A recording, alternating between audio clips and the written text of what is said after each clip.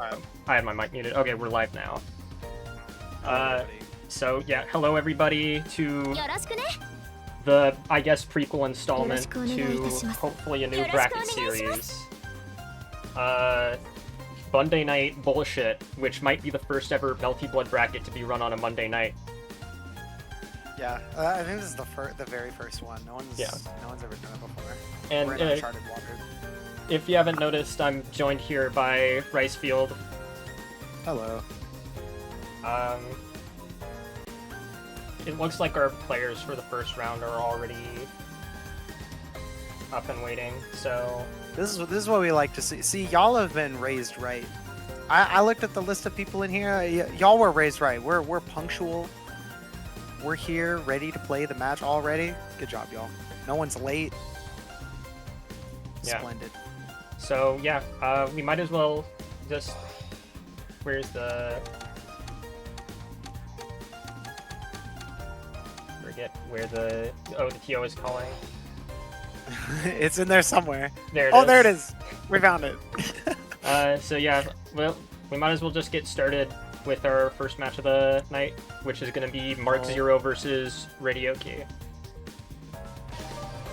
Yeah, this should be an tight one. I am so unsure of where Radioki Maids is, because half the time, this dude's bipolar. He wants to be Wark one week and then he wants to be Maids the other, and so I don't know what he's gonna knows. So this will be a surprise for me. Yeah, I'm definitely interested to see Mark play because I mostly know the guy from Persona 4, playing Narukami. Oh, he plays PU? Okay. Yeah, P4 is a... Again, I think there's actually a lot more overlap in how the games feel and structure themselves between between FPAN and Arxis versus something. So I think there is a little bit of overlap here. There's quite a few Persona players who have picked up the game in the last couple months. He's already pulling away though with a little bit of Okizeme, but gets busted out by the moves for DP. Fair enough. You gotta structure it. Ooh, nice falling JC. Mark is already really swinging on the blue stuff. So I want to see Radioki react to the clash. That's what I want to see. That'll be a fun little present. Takes it game one convincingly. Sneaks into the JB there. Nice.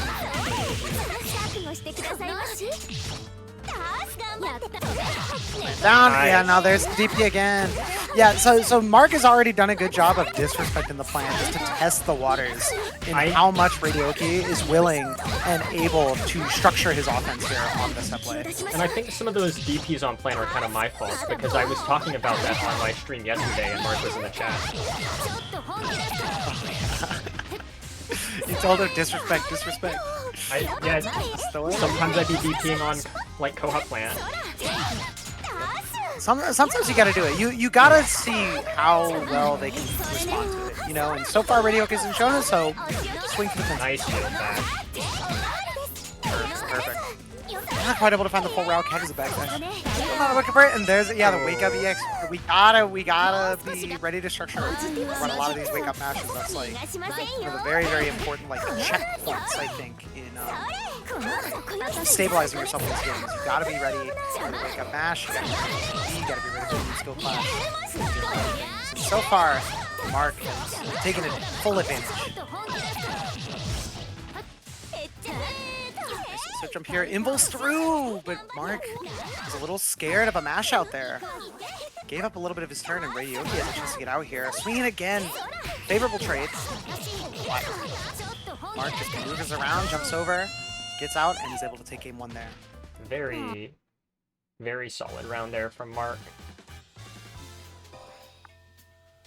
Yeah, Mark had a good option there of he chose not to keep engaging once Radioki started showing a lot of the mashes. He was MDing and things like that, and he was like, up back, move around. You know that Radioki is going to try to mash back. He wants to match the pace, match the vibe, and so you can take advantage of the swings. That's when I kind of want to see Radioki do that a little bit, is just playing around a lot of the swings. You don't always have to be aggressive. And there we go, some nice movement, catches a swing. Not able to get the full conversion though. And Mark, the preemptive focus 60C, not able to get a throw conversion either. Ow. You're ready to get the landing, perfect.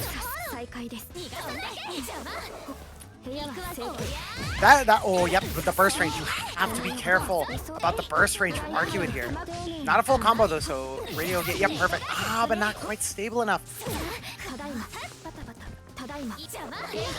Oh. Yeah, nah, Radioki's really trying to close off the air movement here with the setting, the high dust cloud.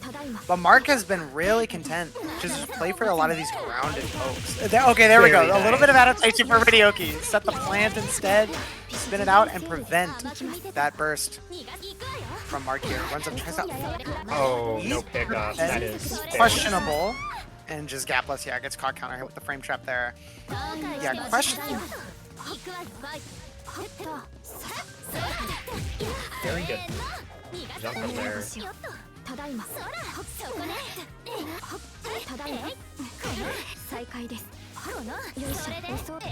Bryce, you good?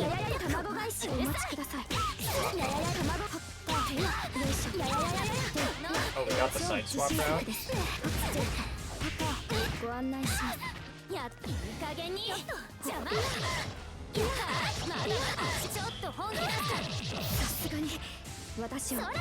I'm wondering if Mark knows how to do the G14C. Oh, very nice. Catching the refield from Mark. OTP's, oh yeah, that's tragic.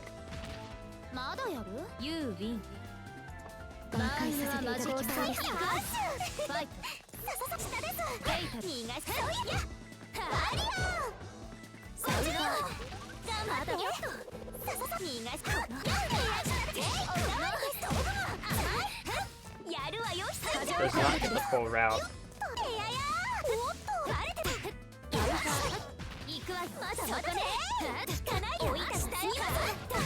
Oh, caught by the low. Going to just go into the EX in it there. Nice heat out. Just go straight into the arc drive, that's respectable.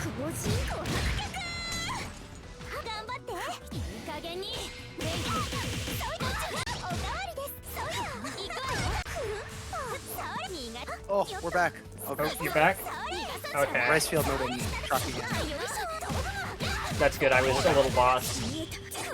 Yeah, Rice field modem truck. And it looks like Radioki is ready to close out this round here. Yeah. Holding this mid-screen. Yeah, perfect. Nice. Holding that mid-screen control, making use of the item toss to catch another short, like just a little short. Mark was a little short on some of these aerial approaches. Radioki plays his space and finds the hit there. Perfect. Well played. Tying it up too. It's 1-1 now. So it really could go either way. Yeah, Radioki definitely has found his footing though. Oh wow, what an air-to-air with the rising JA. And Radioki definitely has this routing down too. This is something I like to see because in the past, catches the backdash with 6BC, not able to get the full conversion because it's a weird space bit that those happen. Like trying to run up set the bento, a little preemptive. I think Radioki's been doing fine. Just playing conventionally without using too much of the setup, and because especially like a lot of the setup here from Wraith. Oh, that's a very unfortunate whip on the arc drive, but trades favorably. Not able to try and get the full route, the bento. Yeah, the moondrive to keep yourself a little safe. You can just hide behind the bento. Perfect. Has been the bento. Yeah, that's something Radioki's been looking for. It's a little hard to set up though because Arc has such a great burst range and is so fast that it can be really hard to set up a lot of those tools. So Radioki's been doing well early on the set to just kind of play a little more conventionally, just use your movement more, play standard Melty Blood, not lean too much on the tricks of the maids. Another counter poke with that JC.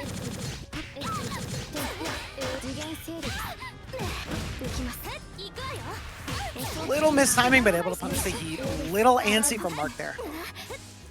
Take that soft knockdown. You don't really need to commit to the heat. Is he ready for the arc drive? Perfect. Yeah. Staying safe, just playing real loose here from Radioki. I like what I'm seeing. Make it swat. Yeah, try to aggress. It's all right.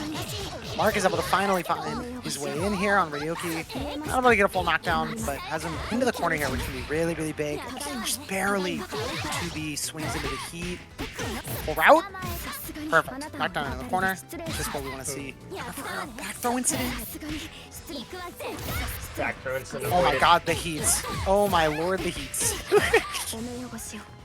Does not use the heat meter for anything, sadly. Yeah, not quite able to get the full conversion. Oh, a nice back touch from Radio. Oh no, Hisui, where are you looking? Keep your eyes on the road, girl. Classic Hisui JC mishap. Yep. A frequent occurrence, unfortunately. Yeah, again with these dust clouds, he got away with it that time, but you just gotta be a little careful when you throw those out, especially with someone like Mark who's really trying to run around, but able to stabilize, find the hit. Radioki is gonna take it 2-1 over Mark with some nice, just mellowing out his game plan, just kind of playing around Mark's movement rather than trying to force his game plan in. Good stuff from Radioki there. Yeah, very, very great stuff from Radioki, and good stuff from Mark too. Yeah, Mark showed a little bit. I think the thing is just the tempo of the match just kind of got out of control for both of them a little bit, just because of the lack of like hard knockdowns and things. I think just a little bit of stability on that front would do both of these really well, because Mark was doing really, really great to keep track of the burst range and knowing when to lunge in at Radioki when you tried to set up or whatever and catch him off guard. So being able to get a full conversion off of that would be huge for Mark, and likewise for Radioki, able to get, convert some of these stray hits into the knockdown so you can start setting up the bentos and running the one turn. It would be huge. So just a little bit of stability here, and I think both of these two will be able to show some really, really good stuff. Let's not ready up yet, please. I still When in Rome, do what the Romans do, guys. Come on now. I have to set the scoreboard still. Hold on. We gotta set the scoreboard. You wait for the TO is calling. Come on, y'all. Hold on, I think I got it. Right on time. Barely. So this is the EU team kill. This is the EU team kill, yeah. So Ignis I have never seen play before, so I'm curious. Yeah, I can give a bit of think they've been background. floating around. They've been floating around the beginner chat for a little bit, I think. But I've never seen them play, so I'm curious to see what they have in their pocket. Yeah. She is a player that I kind of feel responsible for getting into Lumina. I kind of poached her from the Blaze Blue Discord. Another soul saved. Thank God.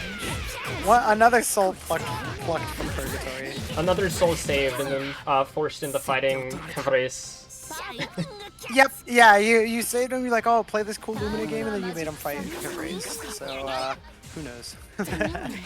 That is just the way it goes with this game. Yeah. And like that's challenging for anybody playing in the hip race. But so far, Ignis has shown some nice stability though. We had some nice staggers there, conversion, full, good air great confirmed there. Not quite. The DP finds its way out. You're fine. It's swatting away some of the summons, very smart as well. Just gotta stay put. Yep. It is a very tricky game with this matchup where Tono does fine, but you have to know what's going on. Yeah, for sure, for sure. Oh, the shield goes on punishing. Raze gets back throw there. And the neutral shield B as well. Letting him out. A little bit of hesitation from Ignis, and I can't entirely blame him, especially in like game one of a set. Into an unfamiliar character like this. That might be the first time I've ever seen JB Class lose. It is yeah, Neko. Just a little bit of Expect the unexpected. Yeah, exactly. Oh, the tire! You gotta watch out for the tire! Oh yeah, Ignis would not know what to do against Tire, it looks like. Yeah, that's the thing I'm noticing is a little bit of hesitation here. I think it's some unfamiliarity, which I don't entirely blame you for. But this is definitely, like, game one of the set, this is when you want to be getting the data. You want to start seeing what the summons do. Igor comes out here and gets caught with the low. Yeah, you definitely want to just take that game in stride.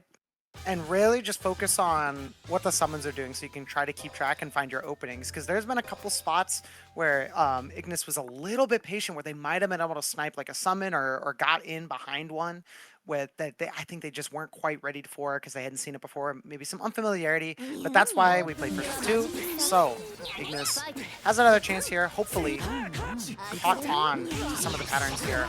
Yeah. Backdash was unpunished for Ignis there. And in my opinion, Nekoark is not necessarily a character you adapt to mid-bracket. You kind of have to step back, go to the wiki, and learn what's happening to fight the character. Yeah, for sure.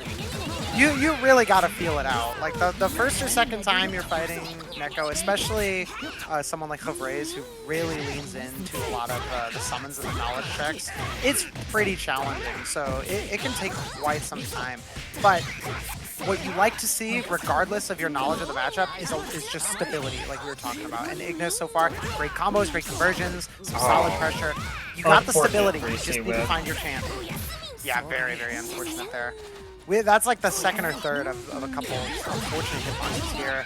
Tries to get behind the summon, not able to, but able to get a hard knockdown off of it regardless. And yeah, nice anti-air laser from Havraise.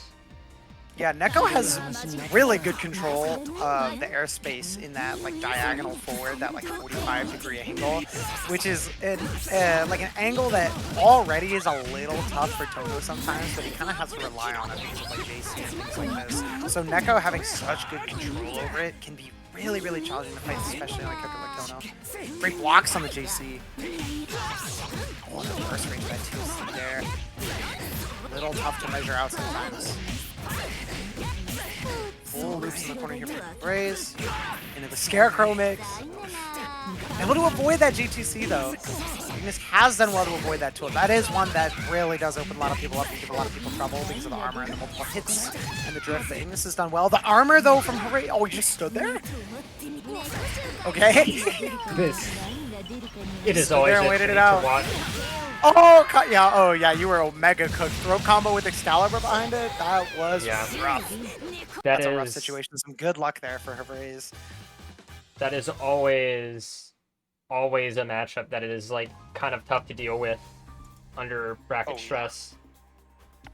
Oh yeah, for sure. There's just so many little bits there that like things that can go wrong or things that like you kind of just have to know beforehand. It can be a little tricky. Ignis had a little bit of stability there though, so I don't doubt that given into like a more conventional opponent or given a little bit more time with the matchup, I think they can do pretty well. Yeah, I think Ignis showed a lot of really good anime fundamentals, but maybe not quite Lumina fundamentals yet. Yeah, for sure. Lumina is a game where there's like growing pains with Lumina. Like fundamentals will get you really far in this game. This is a very fundies game. Like if you do well in other fighting games, you'll do well in Lumina. But there is some growing pains with a lot of the system mechanics and just kind of the feel of the game. So I don't blame it. Okay, and it looks like our next match here is going to be Jungle Skogler versus Honda. Ooh, Jungle and Honda. This one should be really fun. I have a feeling this set will be very, very fun. Both these two have been playing for quite a while, quite experienced, quite strong. Very polarizing matchup here as well. So I think this one should be a joy to watch. Yeah.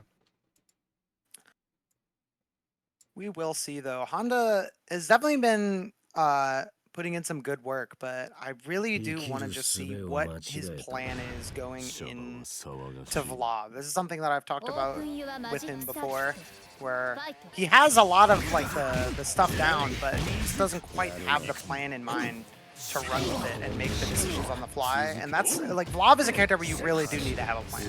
So I'm really curious to see how he's going to navigate his neutral, but Jungle has done well off that first hit to just convert and run the offense. A little bit of spaghetti off that drop though. Charge ATC is going to find it there for Honda, sneaking under 5C. Big safe jump to possibly bait a shield. Armor up and baits the heat. Perfect. The walk forward from Honda just to find a reaction, force Jungle to take a risk, and it works out well. Nice Not able to throw. quite bring the end here. Oh, and just DP's out. Oh, sneaks under the fireball, and yeah, Jungle looked a little confused there, a little unprepared. Snuck just under the air fireballs there. And 2C has done some great work so far for Honda here. Yeah, and past the players, I always think this is a very interesting matchup. As a former Blob player, I will call this a 10-10 matchup because when one side is winning, it's hard for them to stop winning because of how these two characters are doing. Exactly. These are two of the winningest characters in the game. Armor up! Oh my god! Oh, just repop it! Armor up again! Get in there, Honda! That is... Jungle is fighting for her life to get out, and it works out. Honda not quite able to find the hit during the armor. Jungle able to get back, get the safety here as well. Ready for the BC. That BC is a very, very important tool in this matchup, so I'm very glad to see Honda using it. But Jungle was very patient, very ready. Grab again from Honda, finding the weaknesses in the defense. Clash through it, and a Moondrive reaction. Well done. Oh, no! The DP whip is so unfortunate, but you find it just scrambled out. Yeah. I'm very, very happy to see that Moondrive cancel. That makes me very happy. That's one thing that especially with like Shark Tank and things like this that Blixby and I have been really trying to emphasize with a lot of these like new player brackets, or like when we're talking with our locals offline, is the importance of like if you have your Moondrive, just slam it on the Clash. Like it's just you gotta get used to it. So seeing Honda building some of those reactions and bringing it out here, perfect. And finds the empty low on the left right there. Nice air dash back. Now too. Yeah, Jungle is just not able to find the right blocks here. And that's going to be another round for Honda on the board, pulling away. Honda definitely having a very layered game plan compared to some of his past results that I've seen. Yeah, for sure. Honda is looking much more stable. He's making, making a lot of the adjustments on the offense, playing stable. The overhead comes out with the conversion here too. Yeah, Honda's looking sharp. Oh. Goes for the grab. A little early, but that's fine. Gets over the stomp. Careful. That is... Great movement. Watch out for the last start. Moondrive there. Perfect. Oh my god.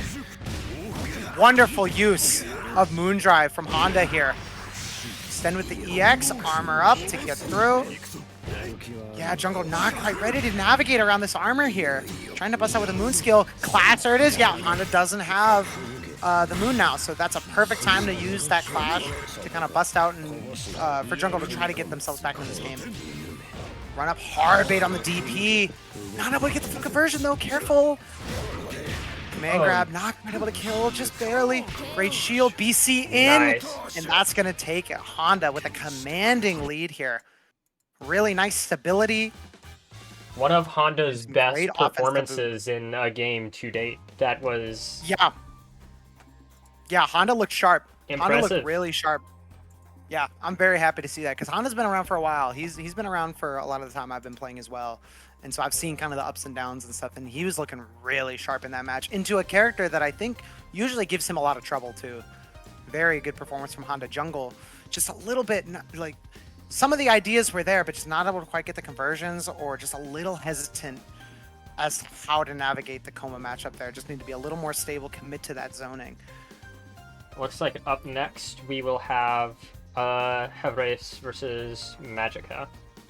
Oh, this is a goofy one. So this is one of the, when I looked at this list, Magica is actually one of the people that I thought could definitely give Hevrace some trouble, because Magica is a much more of the like defensive zoning type of Alco player, and Alco has a lot of great tools to just shut down a lot of the summons or the beams and really fight back against some of those ranges that a lot of other players and characters have trouble with. So I think if there's anyone who can give Hevrace a run for his money here, I think it's going to be Magica. She definitely has the toolkit for it. And let me just make sure that the next stream round will be on cue. And it looks like we should be good to go if I can hit the right buttons on my controller.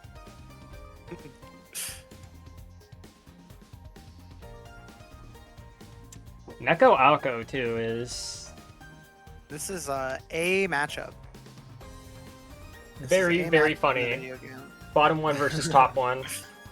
Yeah, Bottom for sure. bottom one versus hypothetical top one, I should say. That's my ongoing new agenda. Your agenda is that Alco is not actually top one. The real top one is CL. Oh, I'll put it this way. I understand why you think that, and some months ago I would have agreed with you. Part of it's definitely salt. Oh, the match is starting. You know Perfect what? I timing. appreciate the honesty. I appreciate the honesty. But let's move on to more pressing matters. We Is have the this stage goofy Neko ass. Stadium? This is the Neko Stadium stage as well. Yeah, quite fitting. Very funny. All right. Yeah, I'm curious to see this one because, like I said, I think Majika could actually do pretty well, and she is like very, very active in terms of entering a lot of these brackets, where Havraise has also been entering. So I think she definitely is on the higher end in terms of just experience playing this match as well. Great movement so far. Yeah. Oh, look at this patience. Very, Bites a little early though. Yeah, I like the patience there from Majika, but bites just a little bit too early. One of the common things I see when I watch Havraise play, yeah, plus on with throw, this shit happens. One of the very, very common things I see Havraise do when he plays that gives people so much trouble is that air dash back with the ring. People really, really want to get in and prevent Neko from setting up. And so the air dash back kind of goads a lot of people in when they get really, really antsy and aggressive in the matchup. And that ring is there to just shut down all those approaches, and people get hit by it constantly. So like I like the patience here, but just bites just a little bit too early there. Great blocks from Majika here, and able to get the full conversion off of the landing punish there as well. Orb is down, overhead is slightly whipped there. He's spacing. A heavy commitment as well, the landing ring, but great block on the mix afterwards. Mashing again on the landings, great. Yeah, we can already see, like in comparison to Ignis, Majika is much more comfortable as to when she needs to mash and aggress into Havraise when he's kind of in these low periods on the neutral. Yeah. Yeah, look at the patience. Look at the patience. Just bait out the heat. Patience is so good in this matchup. Ironically, for a character that is considered terrible, Neko is a character you have to show a lot of respect. Oh yeah, for sure. And the overhead comes out for Havraise here. Yeah, Neko does, oddly enough, demand a lot of respect. So, like, Majika so far has been playing this very, very well. It's reset by the 3C. Saber is here as well. Gotta be careful. The OTG, though, so you're not gonna take that much. The Scarecrow and a switch on the heat. Chicken wing to find it. You're gonna get the not able to convert. That's a big missed opportunity there because you have the heat there to convert into arc drive, and that would have killed Havraise too. Mash is a little out of turn. Counter hit for Havraise here. One more chance though. This should not kill. So you're gonna have one more chance here. Run up heat from Havraise. A big risk. Oh, just hold your shield. Perfect timing. Oh, but the summon just a little bit early on the shield A follow-up. And just gets caught trying to walk forward or jump by the summon there. Unfortunately, yeah, Majika had so many of the right ideas there, but just a little mistiming. And it can snowball out of control too, is the unfortunate thing. One little mistiming can really snowball because of just how strange the timings of the tempo of the Neko matchup can be. A little unfortunate, but the ideas are there. So if Majika can just have some of these go her way, find some better timings, then I think she definitely has a good chance in this set here. Yeah. Something we haven't seen yet, which I think is very defining against Neko, is winning the first interaction and then just keeping the cat locked down. Oh, for sure. Yeah, the defense is definitely weak there, and Alco is such strong offense, but Havraise has done such a great job in these round starts here, as making it difficult. Majika is not able to fully convert the side switch. That would have been huge. And a little loose around that delay shield BC. Great shield RPS from Havraise.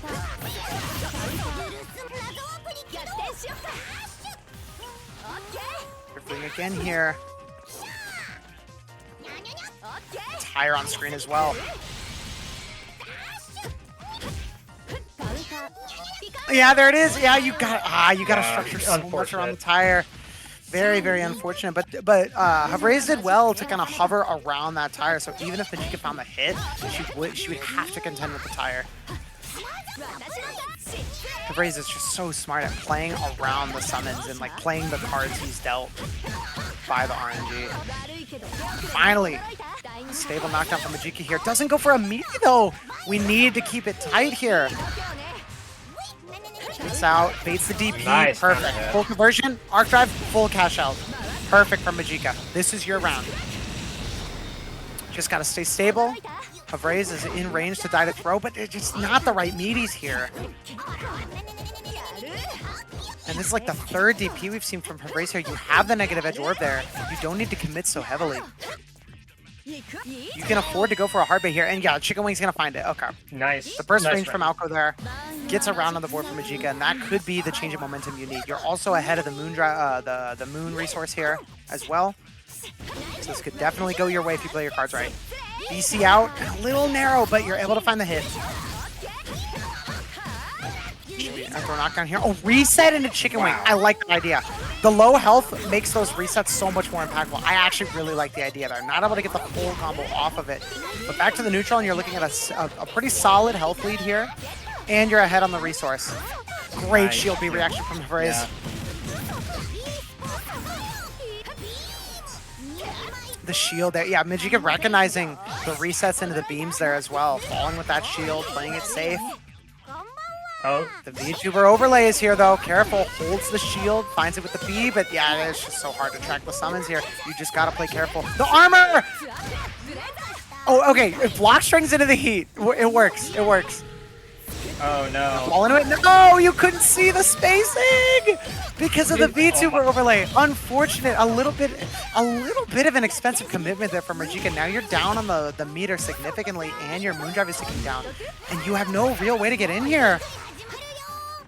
Now Havraise has a heat as well. Eco Arc is here, able to get behind it. Sniping with the 6PC once again. Full knockdown, but not enough to kill. Just gonna one be a quick chance draw for situation either here. Commits to the slide, but goes unpunished. Catch the land. You gotta look for a landing here for Majika. When you see him IAD, you have that 6PC. You have to try to catch the landing. You don't want to overcommit. You just need to be precise. Beams here and catches it. Down to the wire there. Havraise is able to take it. Just how the story goes sometimes.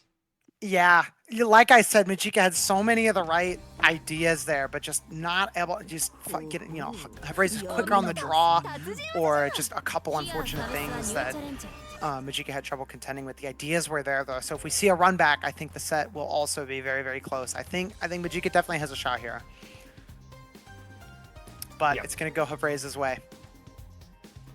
It is definitely nice to see for some of the other people in the bracket that Havraise at least is not unkillable.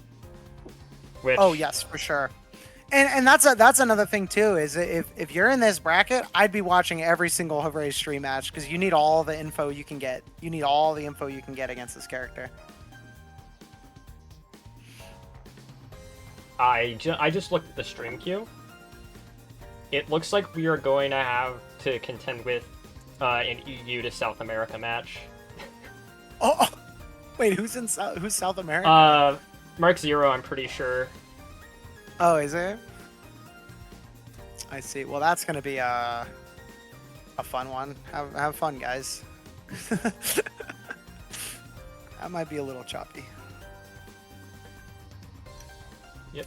And I'm just gonna give a second to report a score. Yep, we'll take a second here. And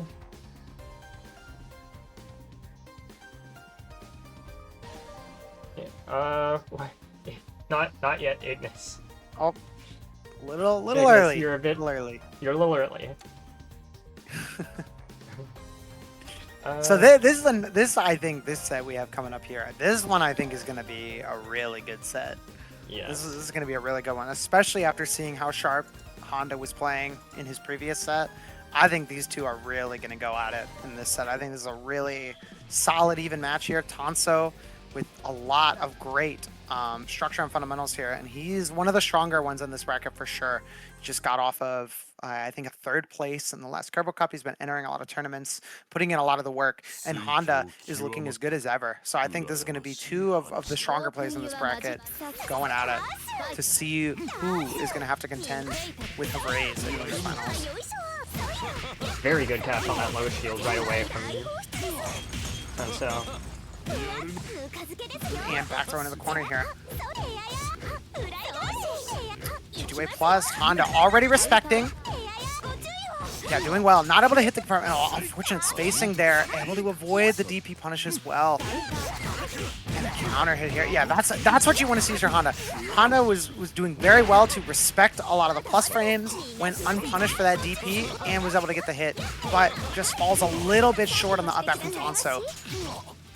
And now we have to see how you're going to deal with the plant. Just shield, perfect. High shielding to get around 2B, and a fantastic anti-air with that 2B. Little premature, an antsy option, a hard commitment there from Honda, trying to catch a preemptive whiff. But Tanso did well to just chill out and force Koma to approach. Just force that commitment out of Honda. And like you see again there with that 2A counter, that counter poke with the 2A there as well. Oh my goodness. Nice armor. And we're gonna get a full combo off it as well. Oh, not quite, just a little shy. The side swap from Tanso, excellent routing. Yeah, I feel like these two have fought a bit. I feel like Honda specifically has problems dealing with how Tanso plays defense, and by that I mean how Tanso does not play passive at all on defense. Yeah, Tanso is definitely a very, very aggressive player, but so far Honda has been looking pretty good at calling him out here. With some nice structure, introducing those rebeats. The Rekka's here, goes for the empty low. Tanso has been ahead of the game on those Rekka follow-ups though. Correctly called out the high on that first interaction, and was ready for the empty reset into the low there as well. One more touch is going to do it though. Cash out, plant. Very, very scary. Oh yeah, overhead's going to find it. And Tanso's going to go up 1-0 in a very narrow last round there though. A couple things just going right for Honda there, or for Tanso rather. It's definitely like Honda has shown some pretty strong offense and some all right defense, but Tanso has just been correct so far in a lot of these shield interactions and has really been ahead of the game in terms of playing around the Rekkas so far, and that's so big. Massive counter hit on the Plateau here as well. It's going to be an explosive start for Honda, or for Tanso. Oh, an unfortunate drop. Yeah, Honda so far has really been looking to be poking with 2C and playing around that range, which normally is all right. The problem is that it's a little stiff and the ranges aren't quite in your favor against a character like Cole. Her buns are really going to outrange a lot of the time, and so committing so hard to that 2C can be a big risk. He's going to come out from Honda here. Backdash from the bottom with the call-up's going to find that, and that's going to be the kill. Oh, and another drop from Tanso. No meter. Oh, commits. Oh my god, how did you get on that scathed? Wow, but the 5C follow-up is going to do it. Honda with a big risk there with the no moon and no meter to cancel the overhead. 5C again. Yeah, again, we're looking at swinging into this 2C. Narrowly finds his way behind that plant. Yeah, 2C is just not quite able to catch it. I think Honda's going to have to either commit to some overshooting here in the neutral, or really just change up his approach altogether. Good blocks from Tanso. Nice. And the side switch. A little bit of a reset attempt there, perhaps.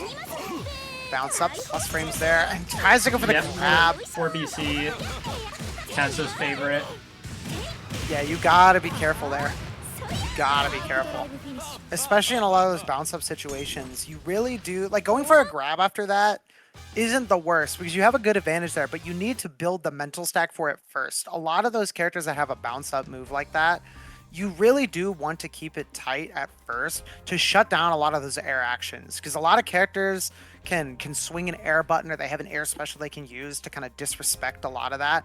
And especially for going something like a grab that demands the respect, I feel like going for that like immediately is a little bit of a risk.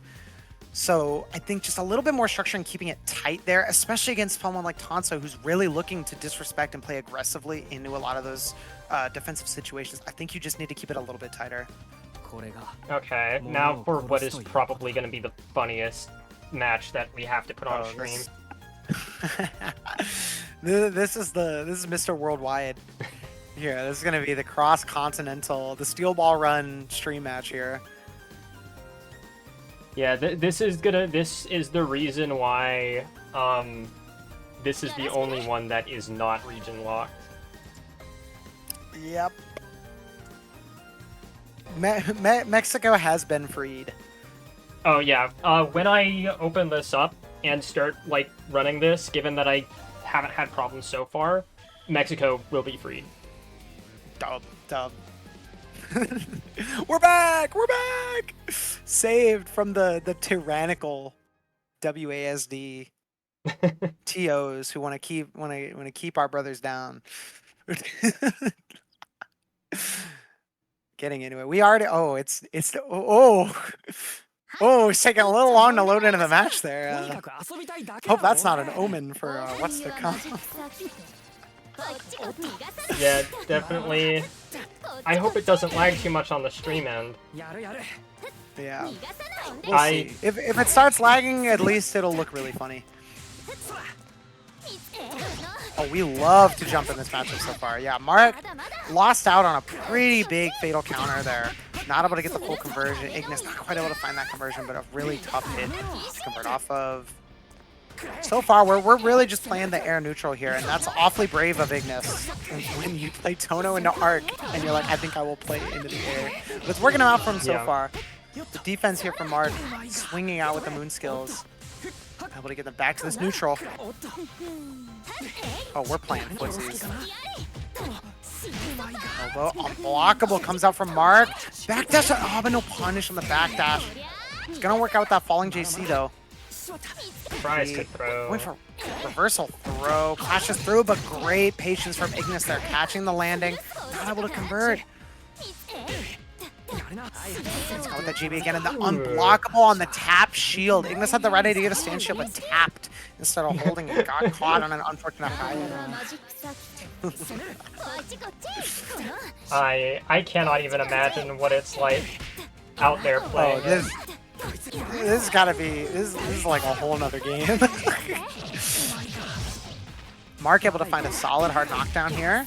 Catches him with the high-low. Ooh, nice corner routing here as well. And we're gonna finish it. Perfect.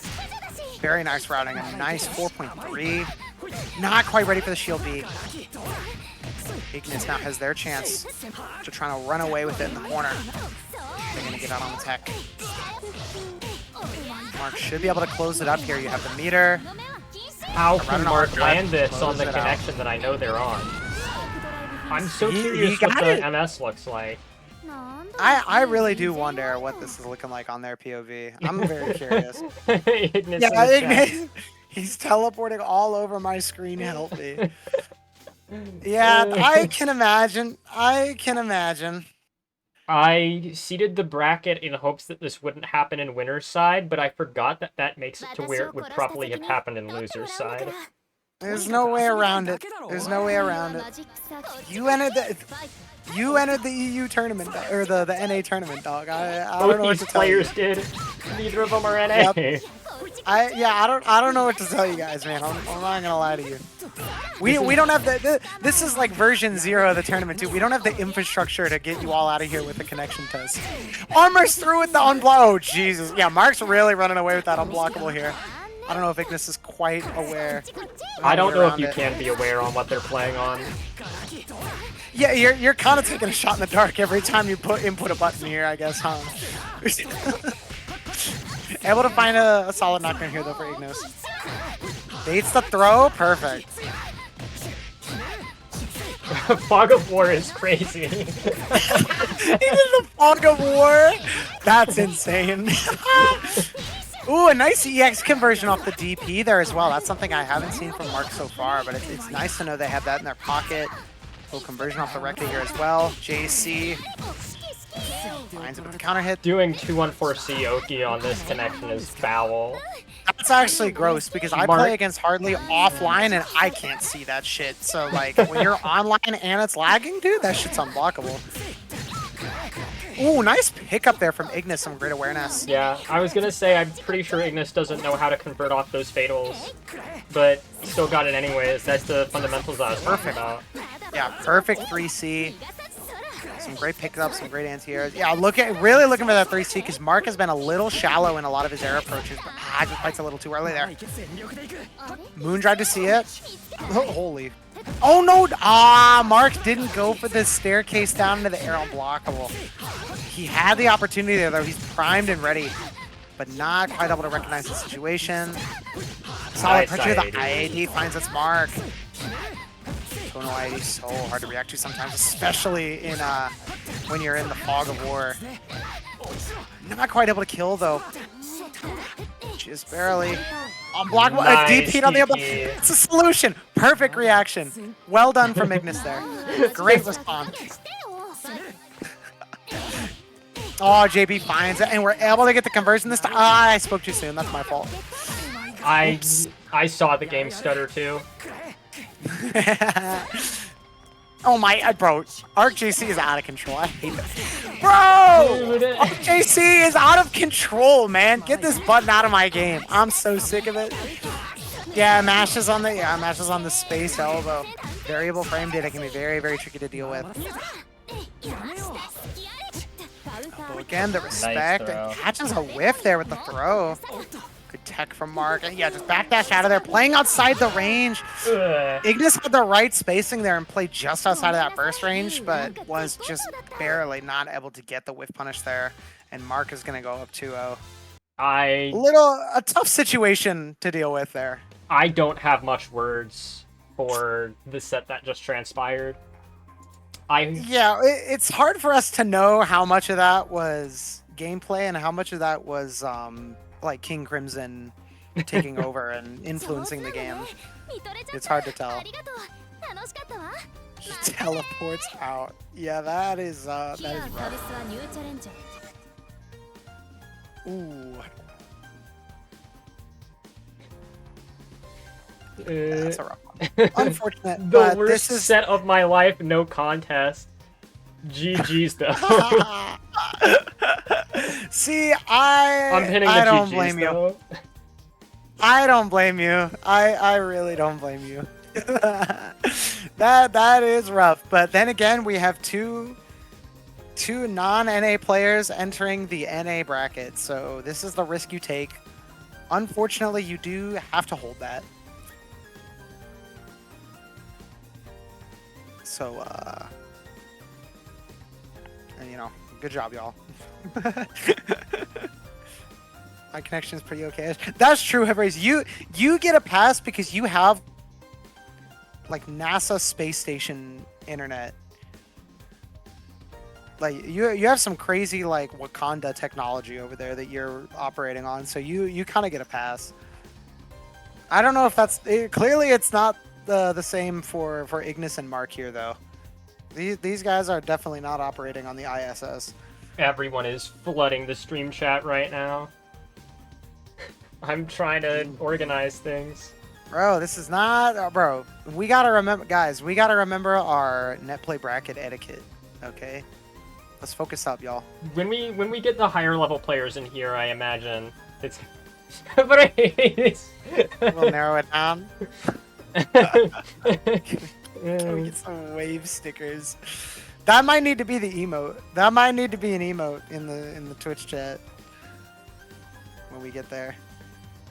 We might need to go get that affiliate. I have the affiliate.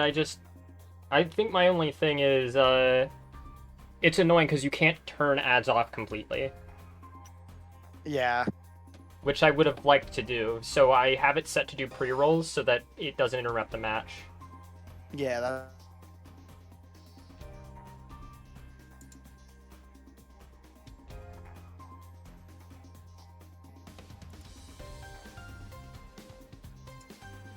Okay, so it looks like up next we're gonna have Jungle Scoggler versus Radioki. And For me. Rice, you good?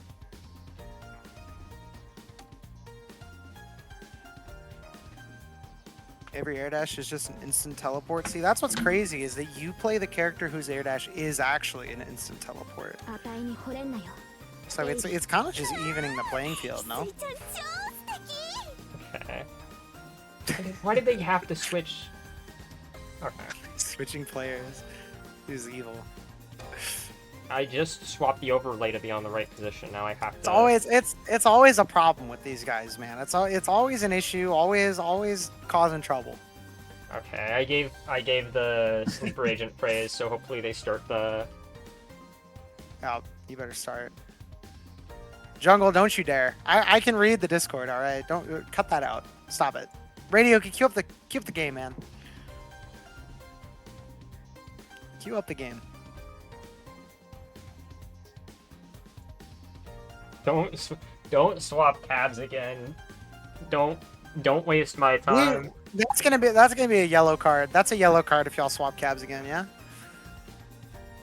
Can we revoke Rice's perms? Who do you think you're talking to? Start the match. Start the match.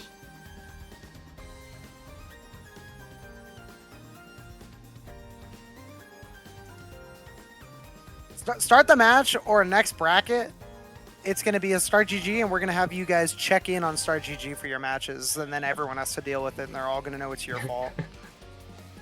You ever seen a Full Metal Jacket? You're going to be getting the collective punishment, okay? All right, we have gameplay. Thank God. Gameplay is back. It's time to play the video game. Oh, what a round start. The teabag.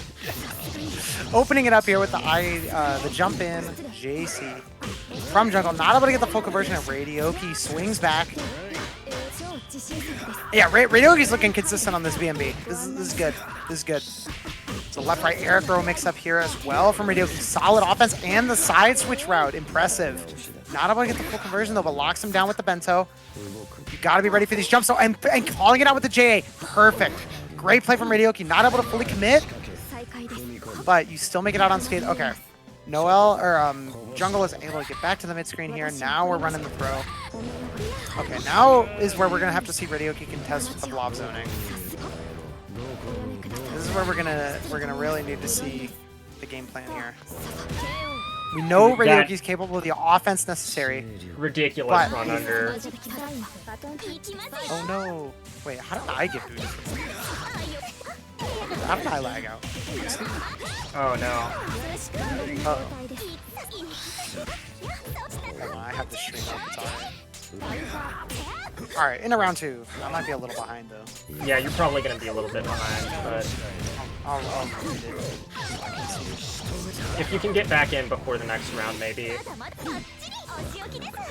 Yeah, I think between rounds I can let you back into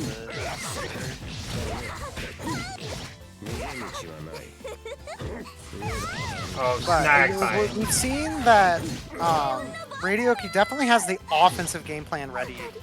We need to see the neutral. That's what's going to be important here. Is Radioki definitely has the advantage when it comes to the offense and converting his turn over Jungle, who has let a couple drops slip through. But we need to make sure that we can get in and get that hit, especially when Blob has such a good time and can really whittle down your health bar. In the neutral here, just a little bit over with the jump and some patience on the offense there. BC out, but not able to get the full conversion. Resets into 2-2A, looks for it again. But Jungle doesn't bite. Jungle has been getting away with a lot of up back in the corner here. Radioki needs to just tighten up a little bit, throw out some meaties and some staggers to start catching these jumps. And you're also going to be able to take advantage of a lot of your lows if you can string into them, because Jungle is holding up back.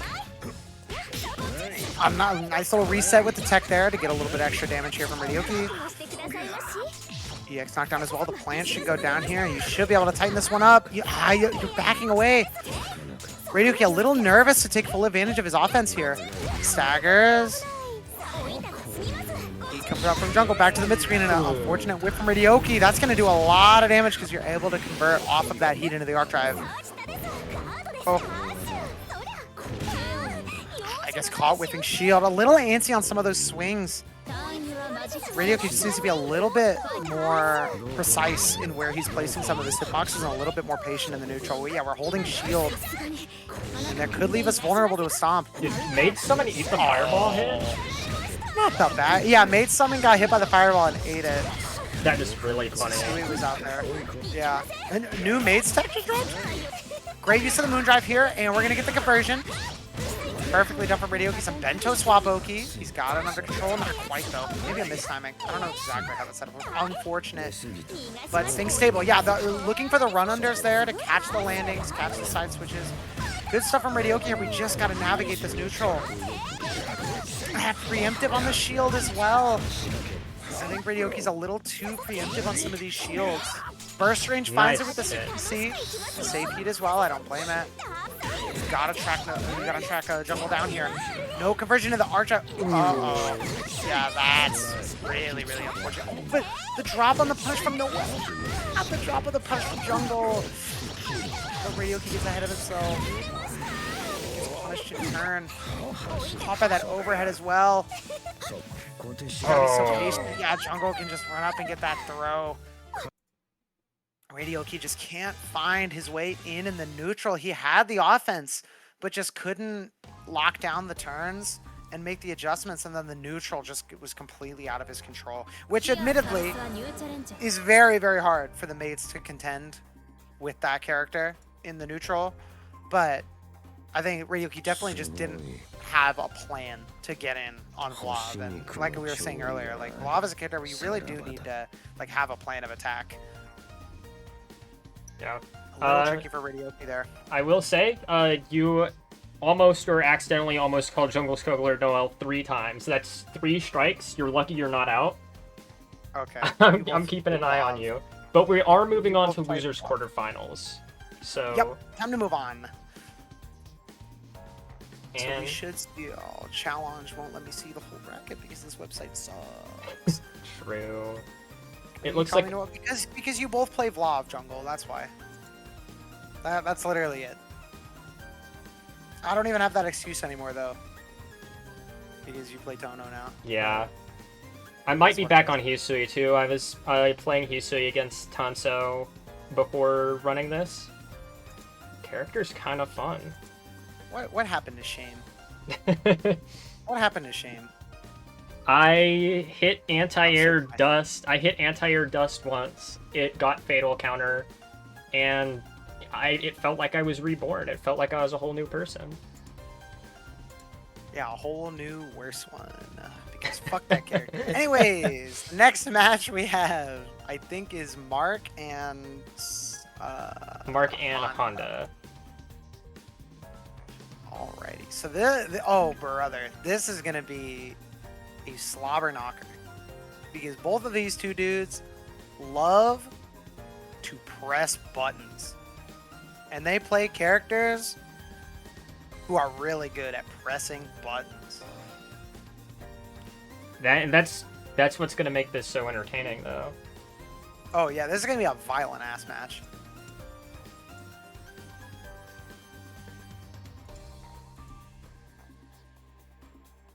I will say though that going into this, I think Mark is really gonna have to watch his movement because Honda, as much as he loves to just swing for the fences, he does know when to dial it back and play more patient, and also has 3 of the best anti-airs in the game at his disposal.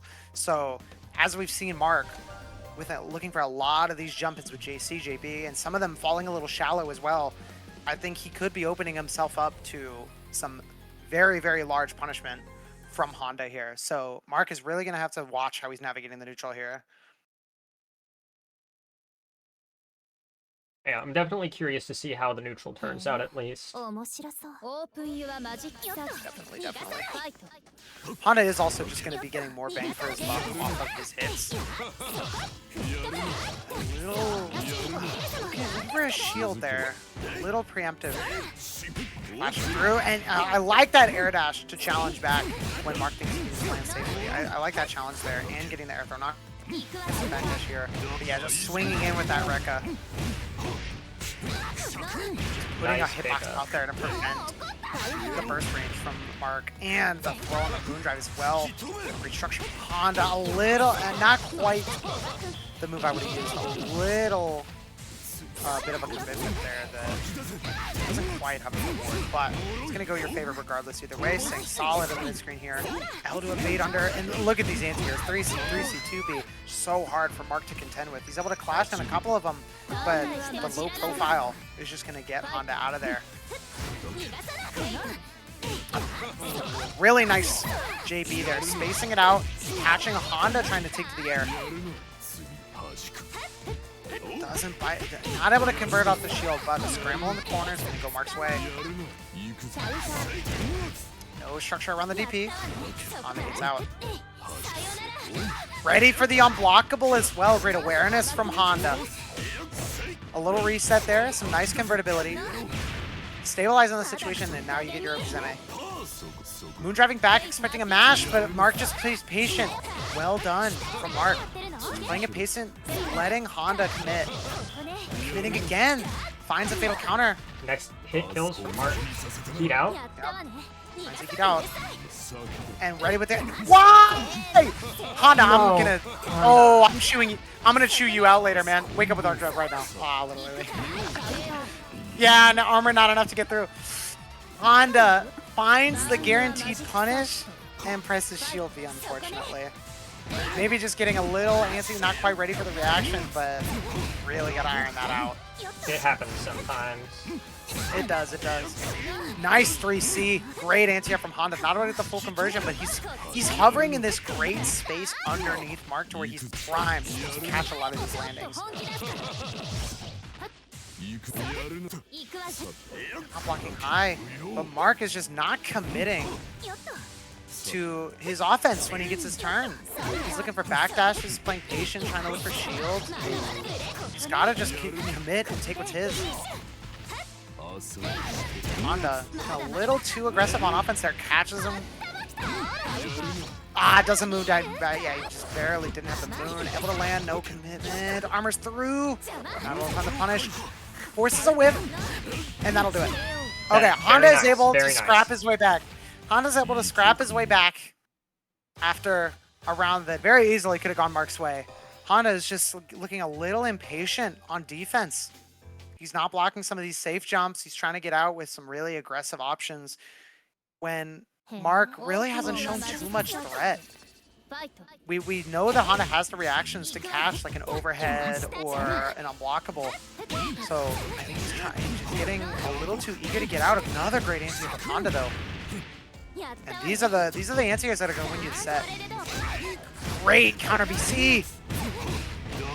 Not able to find that conversion once again. Unfortunate drop, but keeps that screen positioning.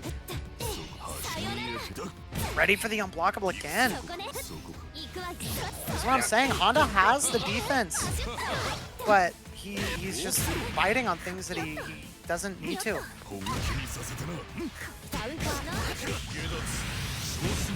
That's funny. Murder the arc drive. Yep, murder the arc drive. That'll do it.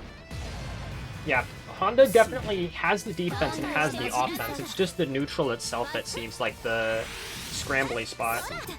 Yeah, he's scrambling a little bit in the neutral, and I think he's getting a little nervous on defense. If he can just calm down and just slow it down, like I was saying, I know he's able to do it. He just needs to slow down and be patient. Nice. Nice punish on the... Yep, perfect. Overhead. Great heat from Mark there. These anti-airs. Gets caught with the JC. A little early there. Busting out. What is that, A? Nice OTGs. Up, armor up. Gotta be careful though. Oh, nice 3C. Tip of the range. And Nice. just catches him with Yep. the low there. Very, very clean set from Honda again. Just Yeah, has Honda that on able to lock just- today. Yeah, Honda's really able to lean on his structure a lot more. He's got so much, he's so much more sound in terms of his offense and a little bit of his neutral. So he really is able to more. So even when he is feeling a little antsy, he can afford to take more risks because when he does get his hit, he's going to carry it all the way. Whereas like some of the other players here, like they're taking good risks or they're finding the right ideas, but they're just not able to get the full reward off of it. But Honda can really lean on his structure and use it to back up the risks that he's taking. Okay. Up next, it looks like Magica versus Jungle Skogler. Okay. Jika's back after her Renaissance set with Raze. Jungle playing out their loser side run here. This is going to be definitely a bit more of a zoney, slower paced match, especially because Jungle has been playing a little bit more aggressive and loose versus like the full zoning, but Aoko is definitely a character where you're gonna want to try to lock her down. So I think Jungle's gonna really have to change up their approach here. Whereas Magica has a lot of the tools where she keeps playing like she did in Havraise with a lot of the patience, just taking your time, working your way in slowly. I think it's gonna do her very well. Yep. I'm definitely So we're gonna looking have to forward see. to seeing both of these players' approaches to the matchup because I always found it to be an interesting one, both to watch and to play.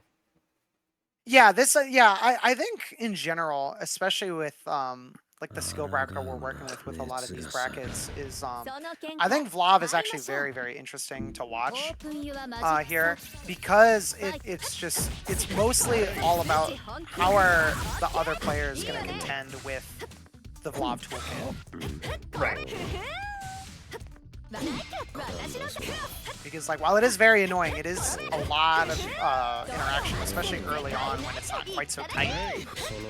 So you really do get to see a little bit of you need to really just kind of work with your game plan and do a little bit of problem solving. Plus, the aggressive 6-2-3 there to catch Jungle, not quite ready for it for the mash out of turn. And the hits also going to go his way here. This should be the kill. Press a reset. Nice laser But to snipe. back to the mid screen, and the 6PC is there for it. She got to a strong start. Winning the round start as well. Not a full conversion, but you got to take what you can get here. Finds a corner for on the landing. Nice setup there with the negative edge. The 623A leading there, and just flies right in. Has the route planned out, ready to drain out that heat, and Jungle did not spend the resource to stay safe there. Great punish on the shield B as well. Oh, not quite able to get the full conversion though. We gotta close these out. We gotta finish our food. Taking a big risk on that moon skill there. Nice Shield A, yeah, Jungle not quite ready to contend with a lot of these shield interactions. Magica goes up one very quickly. Yeah, it's definitely Yeah, a this- matchup where, because Alco has laser, so zoning isn't always the easiest thing. I mean, once you're started, but getting there from neutral is a bit more threatening than other characters. Yeah, the threat of the 6PC is there. However, so far, Magica hasn't even really had to leverage it to stop the zoning. Magica's just doing really well as gauging the route. She's introducing super jump, taking her time with a couple shields, trying to bust out. She's been using really good use of the movement to get around the zoning. The jungle is not quite ready to structure themselves against with like, maybe an EX Swift cancel or just, aiming properly, making the hard read, introducing some gaps in the zoning blockchain as well. Like, there's a couple things that Jungle isn't quite ready to insulate themselves against that Magica is doing perfect use of. We're really trying to get a lot of off these resets as well. Jungle needs to be ready. Clashes through with the mood skill though.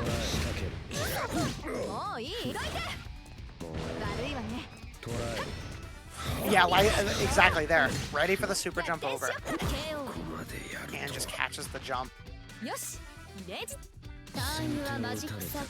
I think I want to see just a little bit tighter block streams as well. We're going for a lot of these like jump-ins and resets and stuff. I think just playing it a little bit safe, especially when you have access to some really nice frame advantage with the EX stomp and things. I think just a little bit more leverage on that to prevent some of these chances that Majika has to just kind of disrespect and get out.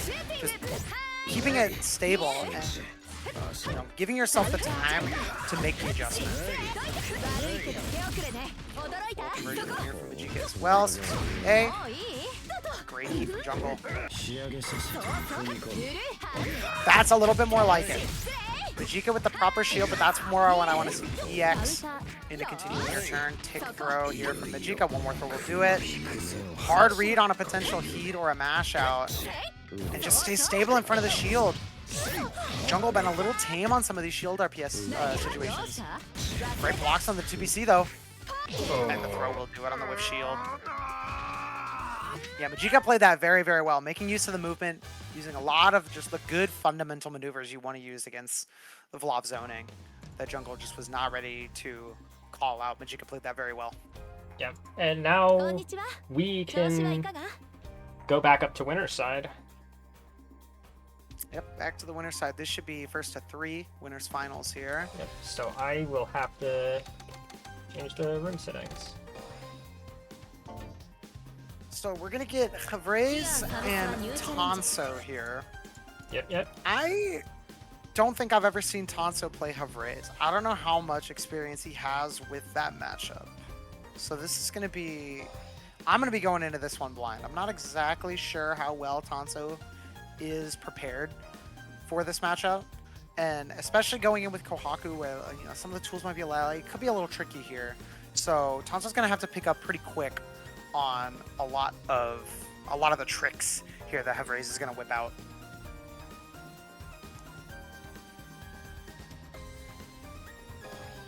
Yeah, and since this is first to 3, there is going to be a lot of opportunities for Tanso to try and figure out what to do, more so than other people have versus Havraise so far this bracket. Yeah, I think that's something that you definitely want to have. Like, you definitely want to be in that headspace where you have a longer set here, and therefore you have more time. So you don't need to take as many risks. You don't need to be as urgent in your gameplay. You can afford to take your time a little bit, and you have a little bit of insurance on losses too. So I think as long as Tanso can keep that in mind and not let themselves get overwhelmed too early, I think that's a really significant advantage here, especially into a character like Neko. Right.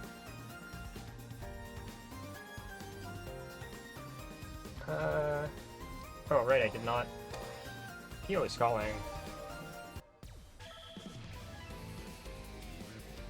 Thank you, Havraise, for waiting for the queue, unlike Tanso, who just readied up anyways. There's etiquette to this shit, man. You see, Havraise has been around the block. Havraise has been around the block on these net play beginner events. He knows what's good. Looks like the... Is that Neko CL? That is Neko CL, yep. Alright, let's see what we got here. Already I like what I'm seeing from Tanso. Just playing in this range where he can do run up auto or run up a button. Because like Haku's fast dash speed is a pretty useful tool here, I think.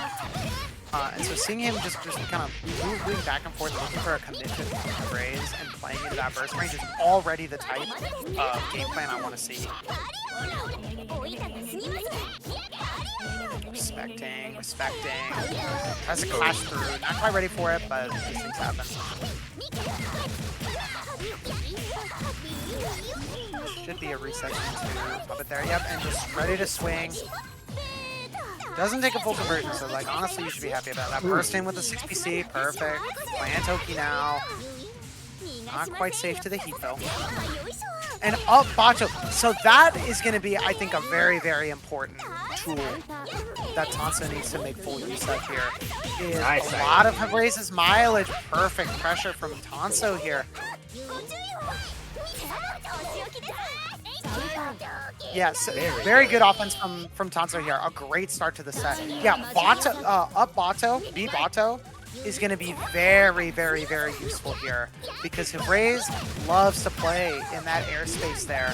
And Bato, with its big range, its disjoint, is going to be so useful at catching a lot of those IEDs back, a lot of those ring throws, some of those JCs as well, J2Cs as well, that give so many people trouble.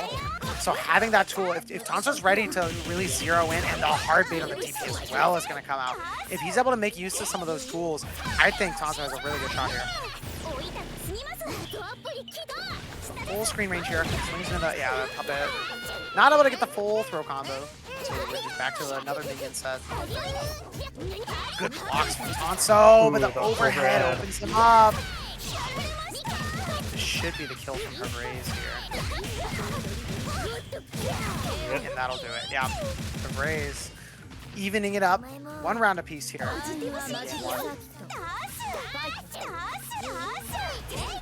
Oh, finds his way under the ring. That dash speed is so important here.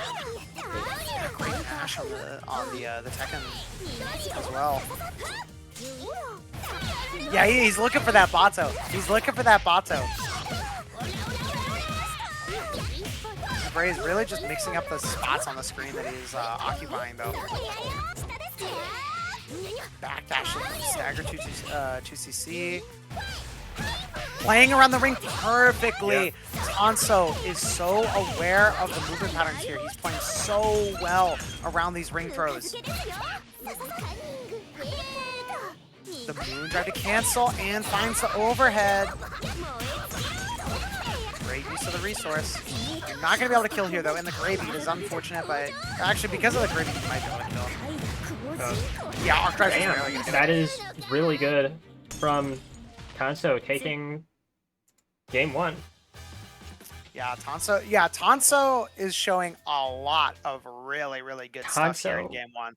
Is Tanso the anti-Neko-Arc weapon, is the question. He might be the one who's got to do it. He might be the one who can do it. He's playing this so well in terms of his movement, his positioning. He's making great use of the tools. He has the offense he needs to lock down Hebraze and get those easy 3 touches. He's playing this very, very well. But Hebraze has a deep bag. So, in a long set like this, you have to be ready for something new to come up.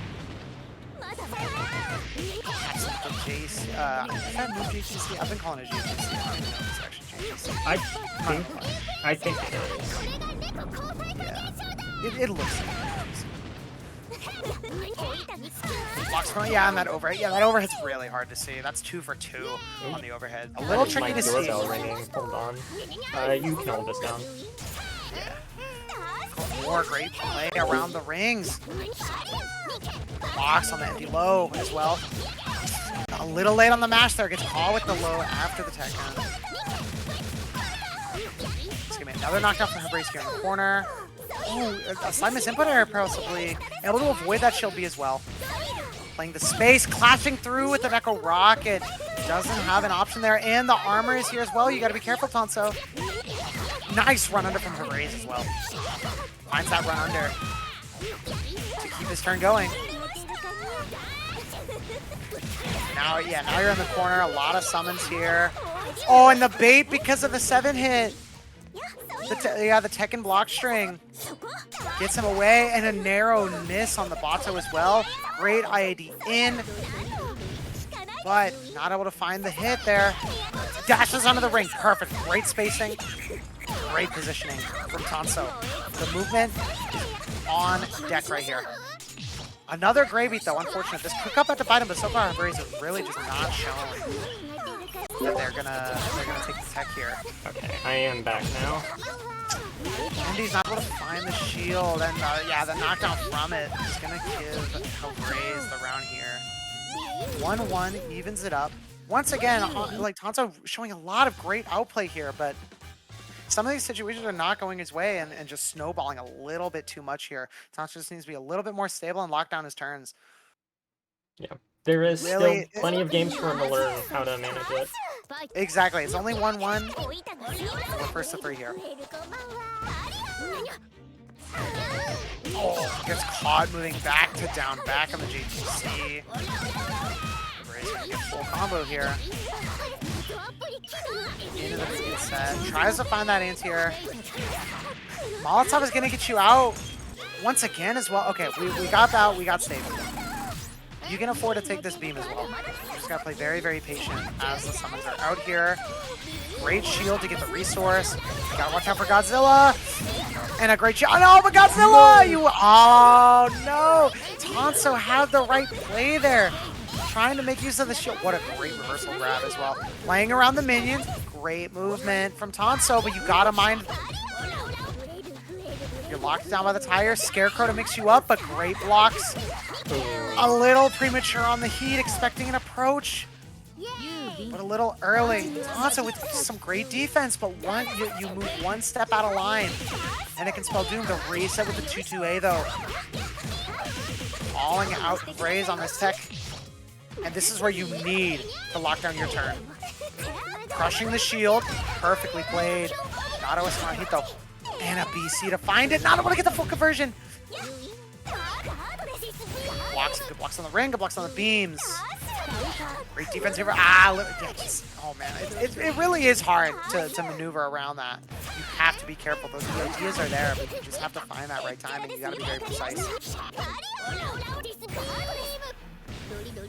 Yeah, maybe I'm wrong, but it does also look like Tanso is starting to get a little hasty with some of these interactions. Yeah, just a little bit. Just a little bit. It's hard not to, but it hurts when you do. Exactly. And it can snowball out of control. You gotta be so patient in this matchup. Oh, and the VTuber layout here as well.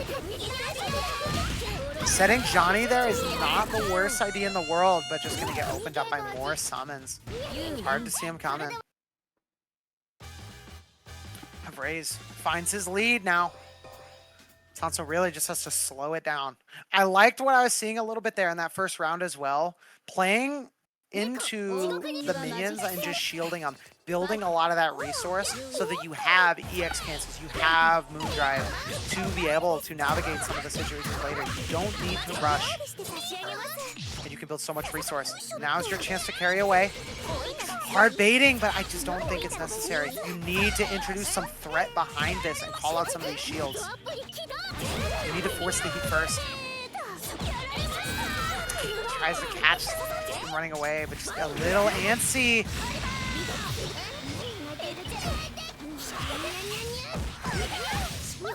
Yeah, and now trying to jump out. Yeah, Tanso's getting antsy. The carpet falls as well. You gotta be ready.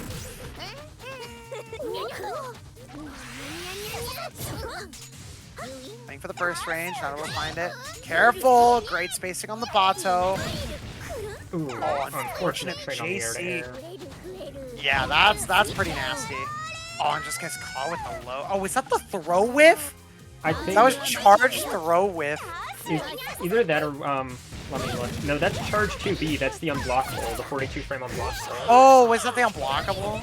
That's Yeah, because there's messed up. two of those where she like tumbles forward. Yeah, the unblockable behind the punch minion there with the plus frames to lock him in into the unblockable. That's a devious little setup there from Hevrae's, and it's put him at match point.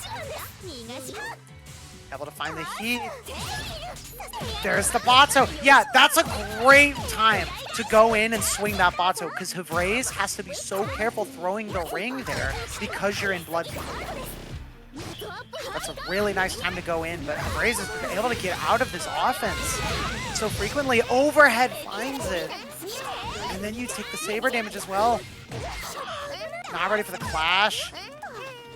Falling minion, trying to swing, but Hevrae's is evasive here. Eco Arc able to get behind it, but there's two tires on the screen as well.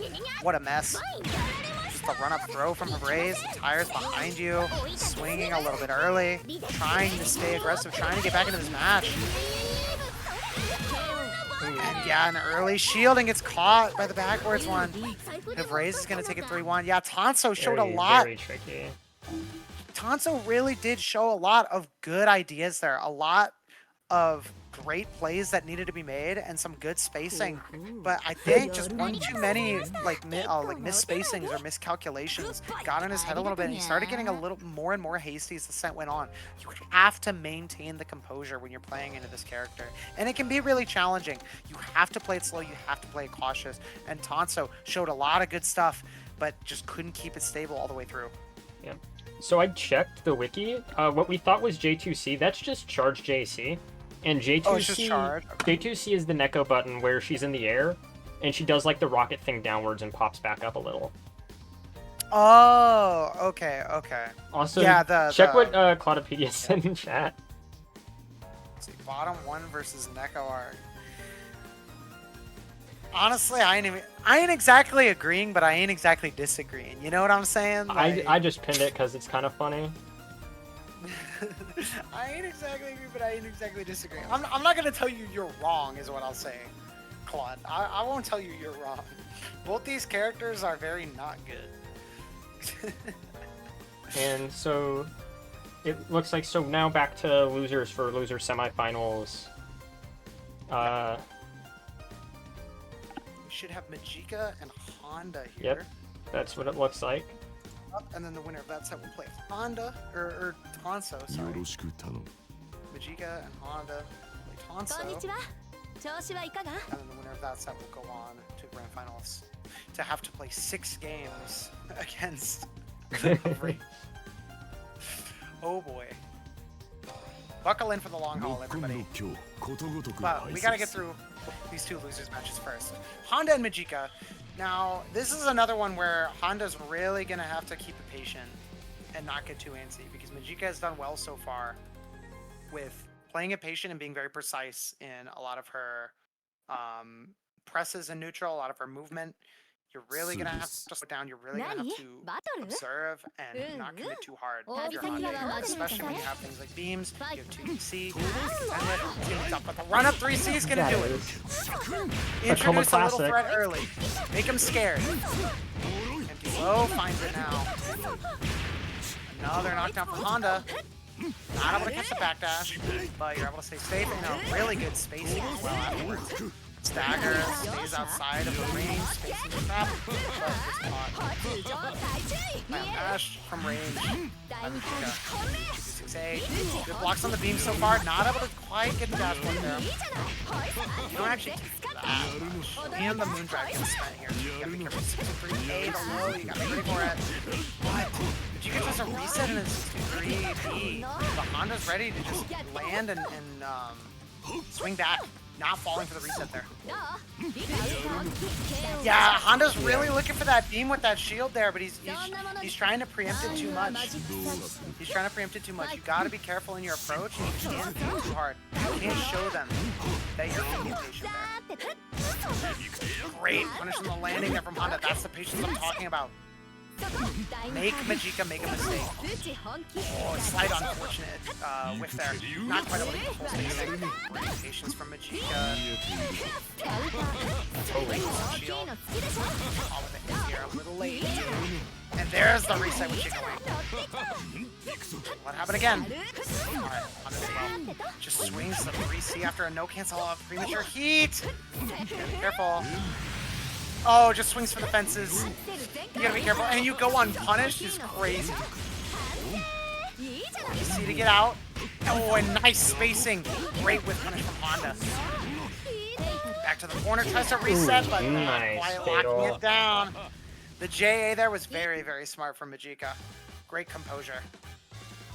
Going up game 1. Yeah, Honda just needs to stay a little bit more stable. Keep this offense tight. And make Majika make a commitment. Make her commit. Make her mix you up. Yeah, with these frame positions, you gotta be careful. The whip cancel there as well. Patching really high there. Yes. Yeah, you always gotta be ready for it, man. You have to be very, very patient. You can't commit too hard, especially when you're jumping out. Yeah, misspacing again, and unfortunate with Honda there once more. Good shield there and finds the fatal counter. Not able to believe her, but the grab is going to do it after the block string. TP out from Majika. Just gets caught low. tried to press there out of turn, perhaps. Honda just gets opened up by the low. You gotta stay tight on defense here. Like I said, make Majika mix you up. Great first option there from Honda. Running with the spacing. Finding the right time. Narrowly avoids 2BC there. Rekka, great backdash from Majika, but not quite able to take her turn back. Right. Grab on the drive, perfect. A little hard there as well with the shield, expecting a mash, but the overhead's there. You gotta be careful. You can't create shield here. Oh, that might have been a just an unfortunate hitting your input mixed up. Gotta just chill and block though. Make Majika mix you up. Neutral jump here. Take it. In a great receive. Perfect. You gotta just make sure you spend the kill. An unfortunate drop. Oh. You're gonna get punished here, but hold the space for Majika. And you're panicking. Careful. Oh no. Oh, and that wasn't even a full combo. You just didn't block. Honda just can't keep it tight. Unfortunate drop. Getting caught out of turn. Honda just couldn't keep it tight. Unfortunate showing there from Honda. Yeah. Not quite able to find it, man. You gotta stay tight. You gotta stay tight. Very sad. And as we're moving on, I would just like to say now that Honda is eliminated, to just congratulations to Honda for getting fourth. That was some really solid play all throughout. Yeah, definitely. That's some pretty sharp play from Honda. Honda did very well tonight. Very well. Things to improve, things to learn, but good showings all around. And I think he bows out at fourth here, so a solid run. And now we should be on to losers finals. Yep, losers finals. First of three. This is gonna be Tanso versus Majika. Just need to change the room settings back. And should already be good to go on that. We're moving quickly here. Just semis are also first of three. No, Tanso. It's losers finals, winners finals, and grand finals are first of three.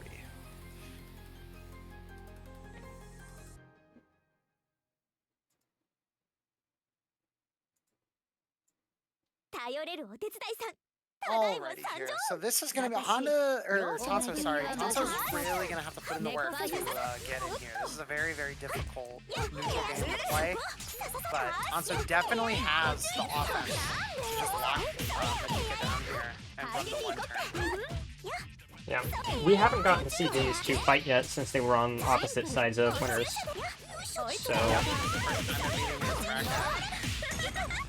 Tanso's gonna work out here, gets caught, mash out.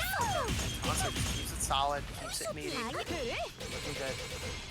Shield from Majika. Slight spacing. Tanso spacing well. Look down, and there's the opportunity mash. Mashing on that rebeat. Very nice response from Majika on defense here. Playing it patient around the negative edge orb here, taking her time. Slight misspacing on the OS there, air unblockable. Oh, but not able to get the full combo. Landing. Great recognition from Tanso that you can mash there. Not able to get it all the way because of the spacing. Great recognition. Great use of the moon drive as well. And converting the arc drive. I don't think this will kill because of shield scaling. Yeah. But it gets the plan after. Right. Great structure from Tanso. Already seeing all we need, all that we need. Able to lock down these one turns. Great patience on defense. Recognizing when you have a chance to get out, and good use of the resources. Great stuff from Honda in game one here. Some walk pressure from Majika, but a great tech from Tanso. Baiting on the shield. Some escape, but into the corner though. Finds her way out. Knockdown is gonna be orb. Just keeping a lockdown that 6.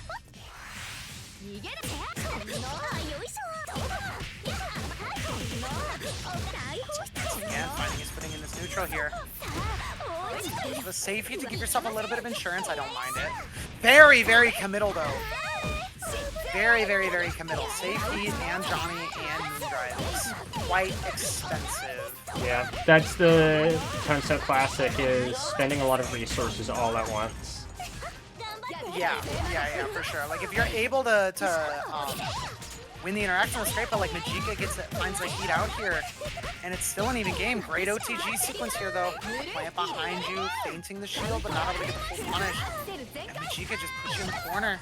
Doesn't get the kill. The conversion is the kill there. Moon skills are on deck though. Not supposed to be very careful. Great, great EX. Great Crazy reaction. bot, Yeah, very, very good reaction. Tanso up the first game.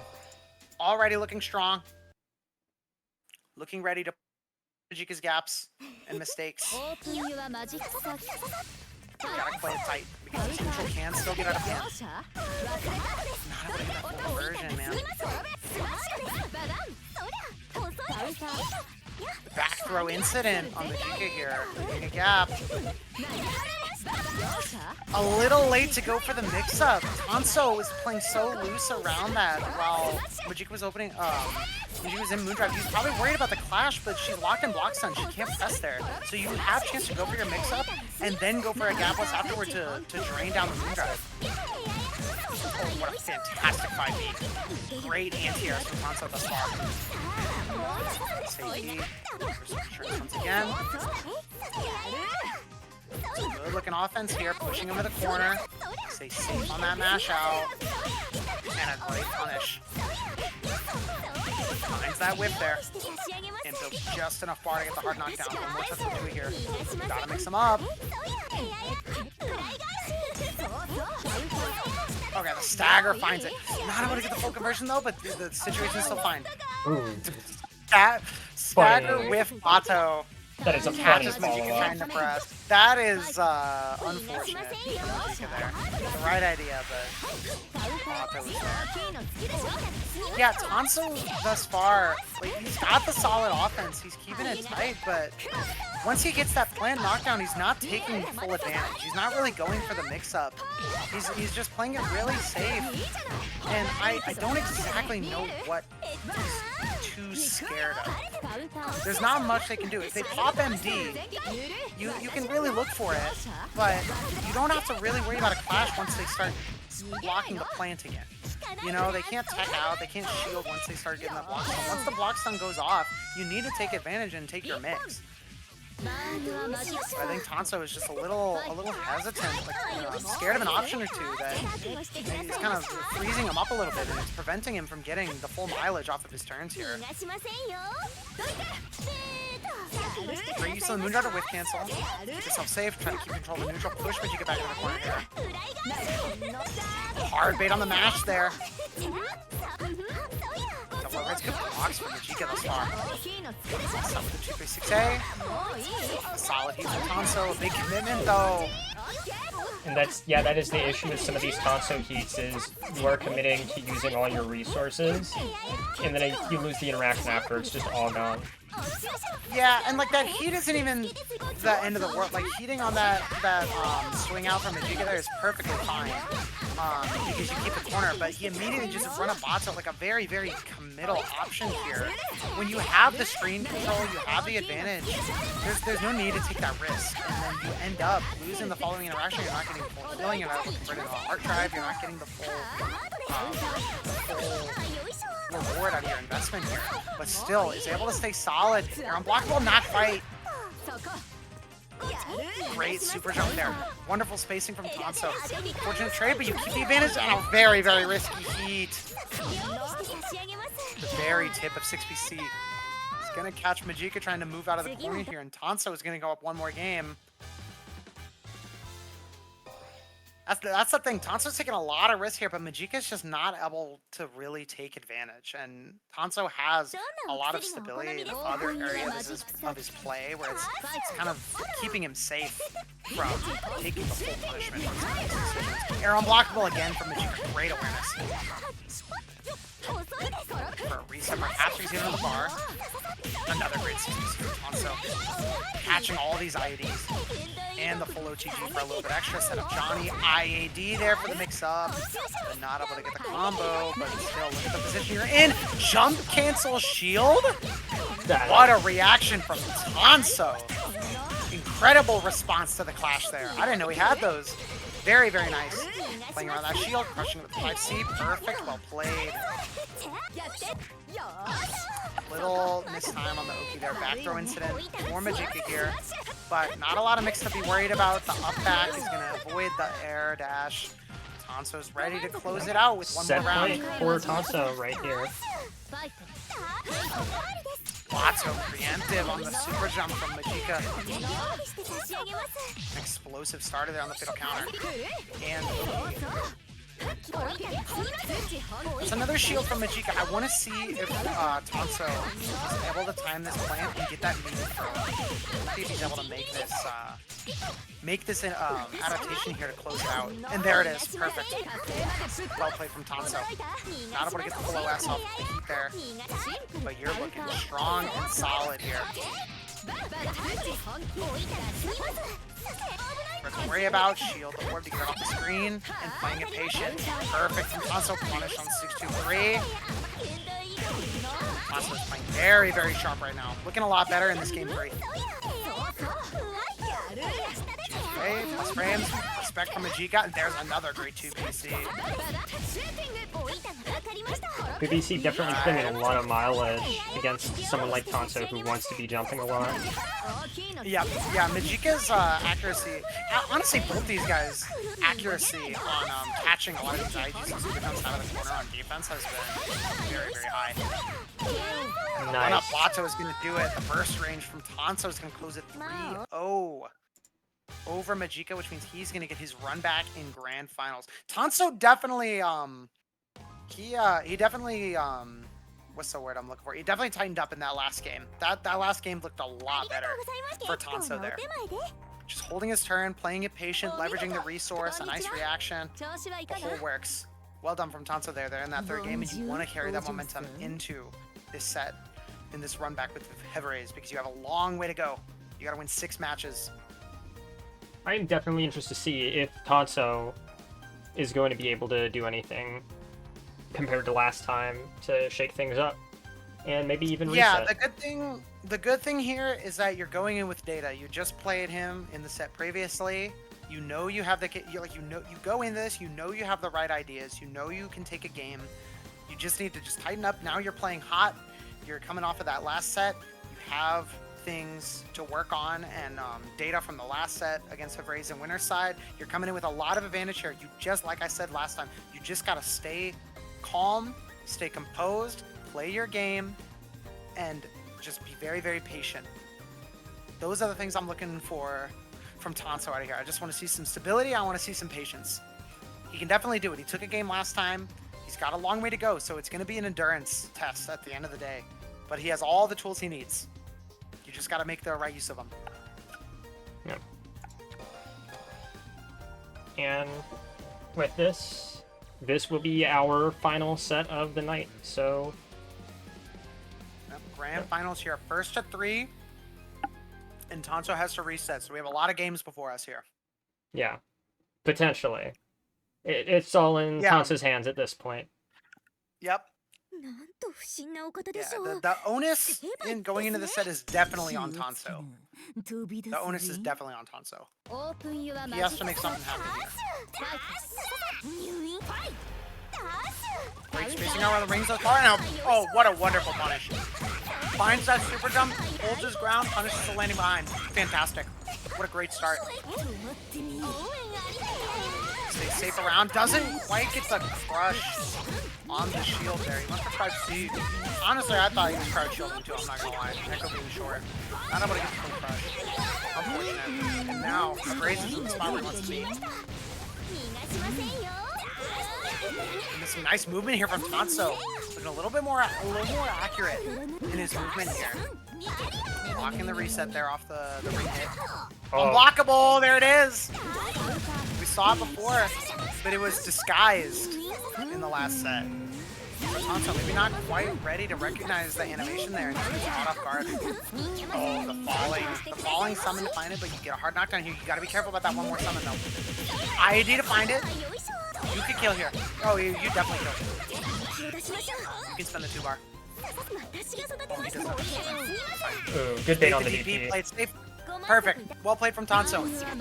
Going up round 1 here.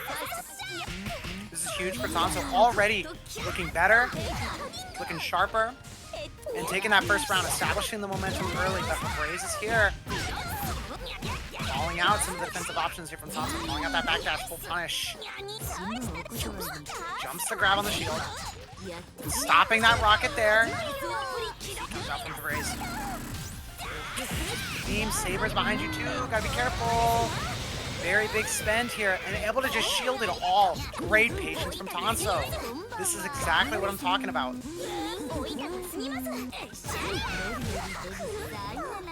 Braze sitting on a lead here. There, but look at the timer. You have 60 seconds. Or has he on it? Yeah. Very tricky. Blocking the tire. The overhit there. Very, very hard situation to get out of.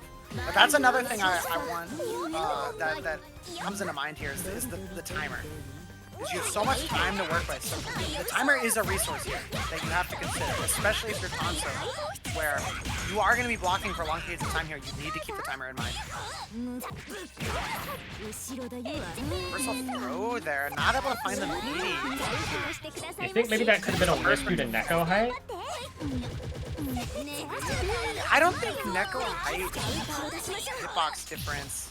Oh wow! That is. EX Bato confirms the hit to get the knockdown, and it invols you through the moving setup. That's a very nice play from Tonso there, and he's able to take game 1, looking strong coming into the set. Yeah, we'll definitely have to look forward to see Hevrace's response in the coming games. Since last time, I do believe Tonso did get the win early on and then got snowballed in the following games.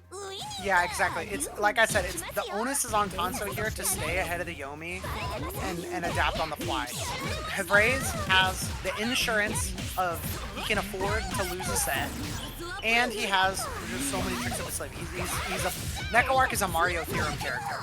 There's the unblockable again. Hard to see. It was masked. But Tonso sees the backdash with the Moondrive activation and goes with the hard knockout. Flashing through the meaty to prevent a mash there from Hevrace. Good structure from Tonso. Safe heat. Give yourself a chance. Baits the heat from Hevrace and baits the DP with these Molotovs. Hevrace not ready. Not able to get the full kill though because of the lack of meter, but you're looking at a considerable lead. Have to be patient here. It's opened up by the low there. Counter hit trying to mash. And just playing it patient around those lasers. Perfect. Take that Bato swing, but stay in range to where he's going to whip. And there's the Bato again. Very good on the run-up Bato. Tonso getting all the leverage in the world out of that tool. Yes, Tonso has had some fantastic position. There it is again. Bato preventing that use of the airspace. No crush on the shield, but it goes unpunished. Moving around the ring is just a little bit too close, but you can afford to take it. You have a round to work with. The damage is not that high. This is still a very, very even round here. Overhead, finds it with the charge AC. Great key mix up from Hevrace there. You have Moondrive on deck, you have 2 bars a meter. The whiff throw. Now you're in the mid screen, look at this. You can afford to be patient here. But we need to be looking for shields here though. Yeah, Hevrace staying on top of it, calling out that shield. Yeah, we need to be on top of the shields on those beams though, because the amount of chip. Also took a lot of chip there, and that can make it harder to play more defensive when you're taking all that chip. You do have to be looking a little bit proactive on the defense there to make sure you're shielding a lot of these projectiles and so you're not taking too much chip. And a whiff there from Hevrace is going to go punished by Tonso once more. Throw.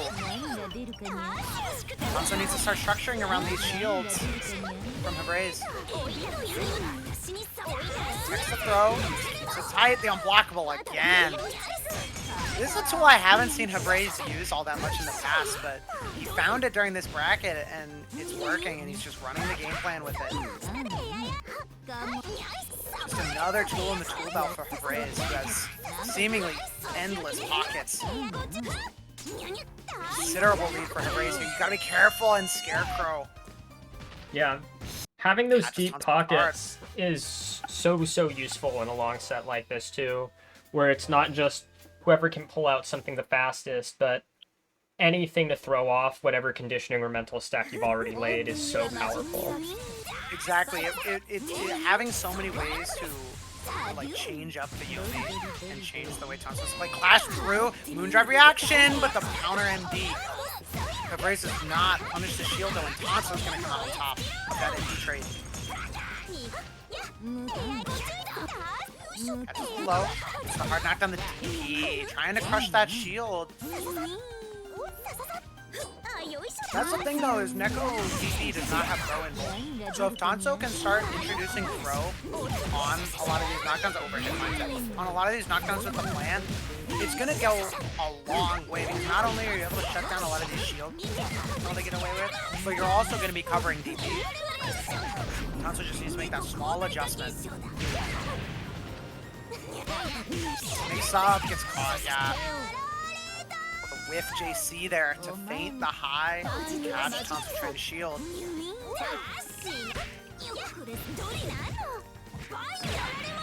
Tanso, but the throw comes up from Habrez. Pushes again, backdash, trying to swing again. Backdash is not quite something you can just always mash out of like that. You gotta be very careful.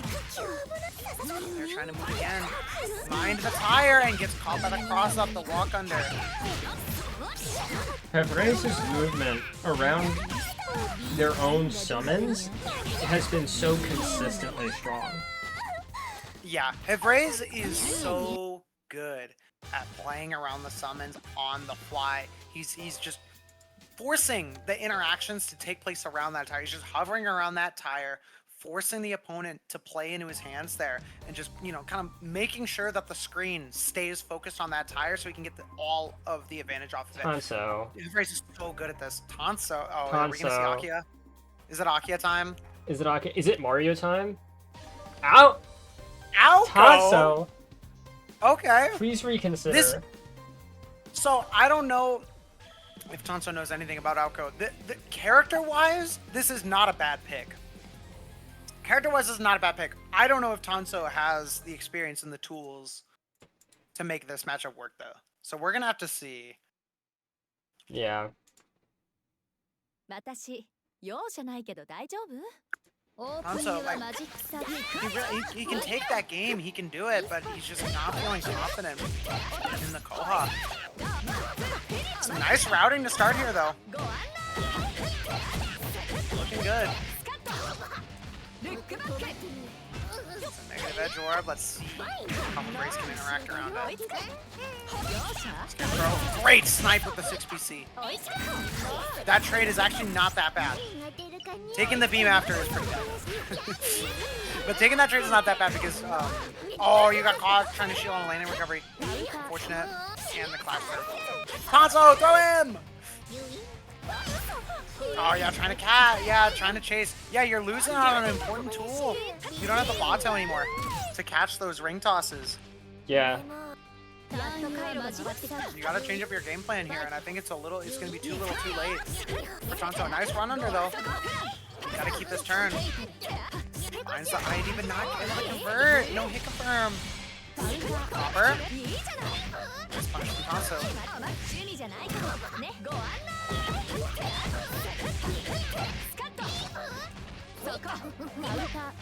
Yeah, nah. The Nedge Orb setup is just not strong enough. It's just not sound enough. He's going, keeping it simple with just what he knows, but he's not able to get the proper setup. So Habrez is going to find his mark here. Habrez pulls away from the set. Air-to-air for the conversion. Avoids the 2BC. Rough for Tanso, no resource, a health deficit. Rough. We're getting punished Yep. for throwing the game by the wheel. Gotta be careful. Next touch should kill. Yeah, next touch is gonna kill. Overcommitment there, not quite able to catch. And premature on the laser, not catching the landing there a little early. Jump over and the throw is gonna do it. Yeah. Yeah. Too little too late from Tanso there. Trying something new, but just not enough. Havraise is gonna pull away once again. 3-1 over Tanso. That means Havraise the cat is gonna be your winner tonight. A good showing that I think we're used to from Havraise. Havraise just does his thing, and his thing is very good. So, no surprises here. I will say there were quite a few people today who put up a pretty good fight, though. I think we're seeing some good ideas, some good adaptations. Just gotta lock it up and get more experience with it. Yeah.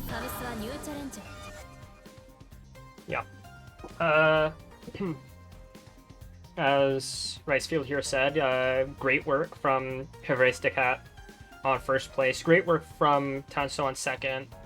Mejika on third. And so on. I'd also just like to say everyone on stream played pretty well.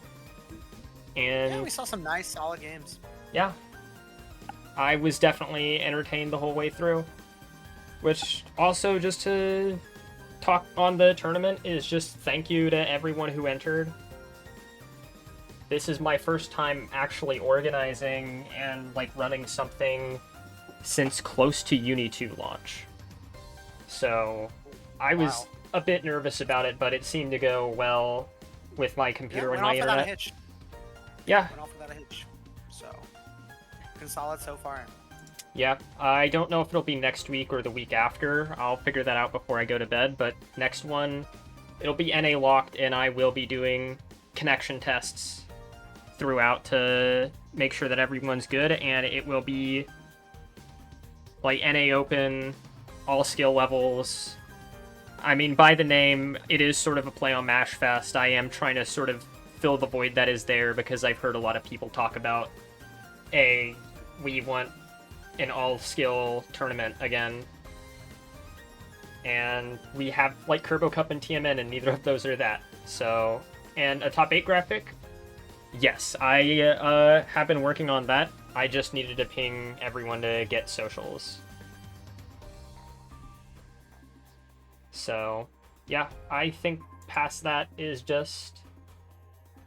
thank you everyone for showing up. Thank you, Race, for sitting on comms and holding that down. No problem. Tournament went off without a hitch. Good matches all night. Very good show, everybody. Thanks for playing. Yep. Now just to transfer over to the end screen.